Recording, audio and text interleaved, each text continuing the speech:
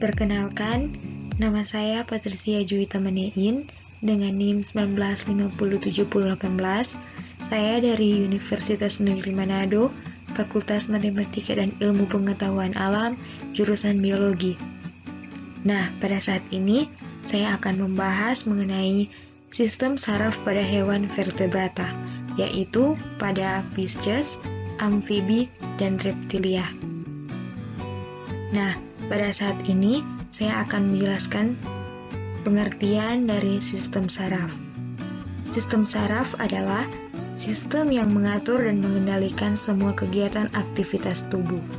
Sistem saraf juga bagian dari tubuh yang berfungsi melakukan pengaturan kegiatan tubuh dengan cara mengirimkan pesan-pesan rangsang atau impuls saraf. Sistem saraf disebut juga sistem pengatur tubuh.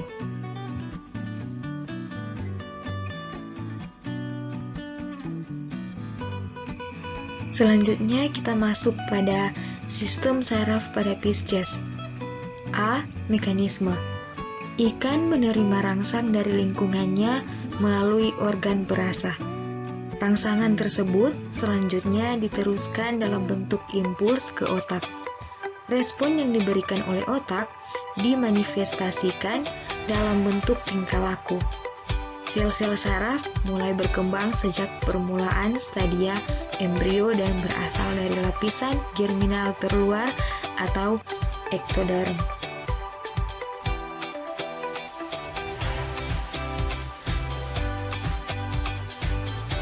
Pada bagian-bagian saraf pada Pisces dibedakan menjadi dua. Yang pertama, sistem saraf pusat atau sistema nervorum central yang disusun oleh otak atau enkephalon dan sumsum tulang belakang atau medula spinalis. Nah, dan yang kedua, sistem saraf tepi atau sistema nervorum perifericum. Nah, yang disusun oleh saraf kranial dan saraf spinal atau nervi spinalis.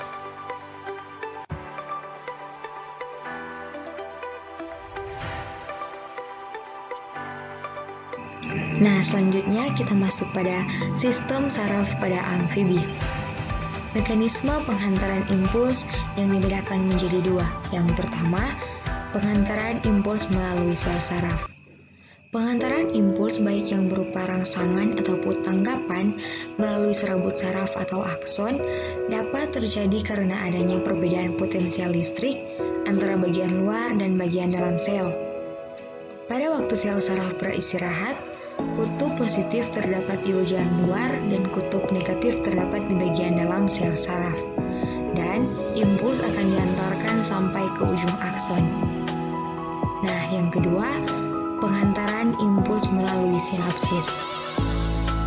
Titik temu antara terminal akson, salah satu neuron dengan neuron lain, dinamakan sinapsis.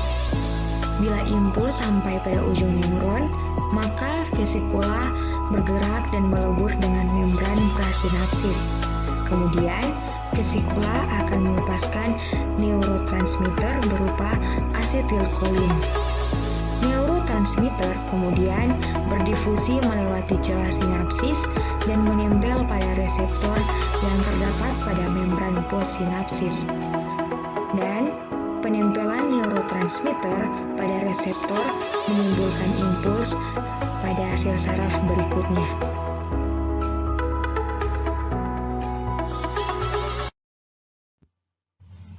Nah, pada bagian-bagian sistem saraf amfibi dibedakan menjadi dua. Yang pertama, sistem saraf pusat. Nah, pada sistem saraf pusat terdiri atas yang pertama otak atau encephalon. Nah, pada otak ada juga bagian-bagian, yaitu sebagai berikut. Yang pertama, lobus olfactorius. Yang kedua, otak besar atau cerebrum. Yang ketiga, otak tengah atau mesenkephalon. Yang keempat, otak kecil atau cerebellum. Yang kelima, sumsum lanjutan atau medula oblongata. Nah, dan yang kedua, sumsum tulang belakang atau medula spinalis. Medula spinalis merupakan lanjutan dari medula oblongata yang masuk ke dalam kanalis vertebralis. Dan yang kedua, kita akan membahas tentang sistem saraf tepi. Nah, sistem saraf tepi ini terdiri dari sistem saraf sadar atau sistem sensori somatik dan juga saraf tidak sadar atau sistem sensori autonom.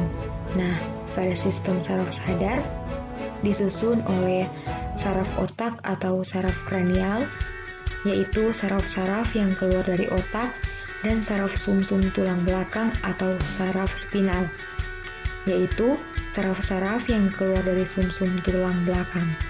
Nah, pada amfibi, saraf otak atau saraf kranial berjumlah 10 pasang, yaitu 3 pasang saraf sensori, 5 pasang saraf motor, dan 4 pasang saraf gabungan sensori dan motor. Nah, saraf sumsum tulang belakang berjumlah 31 pasang saraf gabungan. Berdasarkan asalnya, saraf sumsum tulang belakang dibedakan atas 8 pasang saraf leher, 12 pasang saraf punggung, 5 pasang saraf pinggang, 5 pasang saraf pinggul, dan 1 pasang saraf ekor. Nah, dan yang kedua, saraf tidak sadar atau sistem sensori autonom yang disusun oleh serabut saraf yang berasal dari otak maupun dari sumsum tulang belakang dan menuju organ yang bersangkutan. Nah, dalam sistem ini terdapat beberapa jalur dan masing-masing jalur membentuk sinapsis yang kompleks dan juga membentuk ganglion.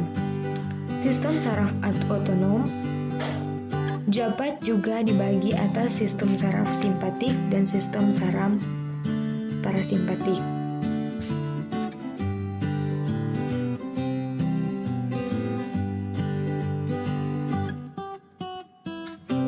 Nah, selanjutnya kita akan masuk pada sistem saraf pada reptil. Nah, pada sistem saraf pada reptil dibedakan menjadi 2. Yang pertama, sistem saraf pusat dan juga sistem saraf tepi.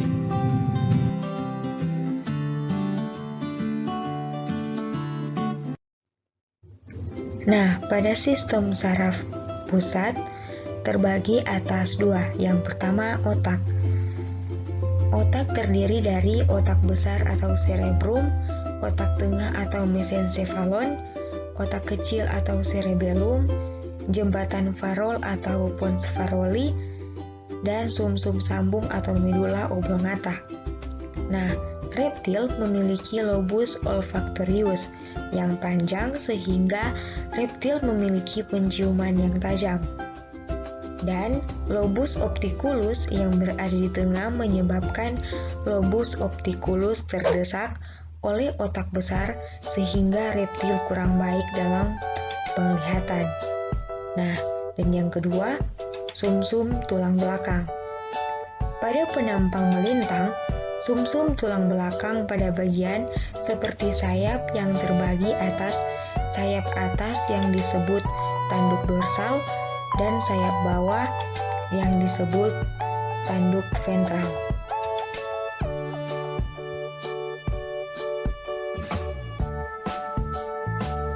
Selanjutnya kita masuk pada sistem saraf tepi. Nah, pada sistem saraf tepi ini terbagi atas 2 sistem saraf. Yang pertama, sistem saraf sadar. Nah, sistem saraf sadar disusun oleh saraf otak atau saraf kranial, yaitu saraf-saraf yang keluar dari otak dan saraf sumsum tulang belakang.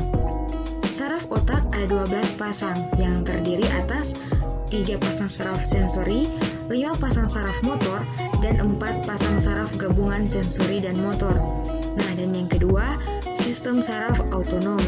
Sistem saraf autonom disusun oleh serabut saraf yang berasal dari otak maupun dari sumsum tulang belakang.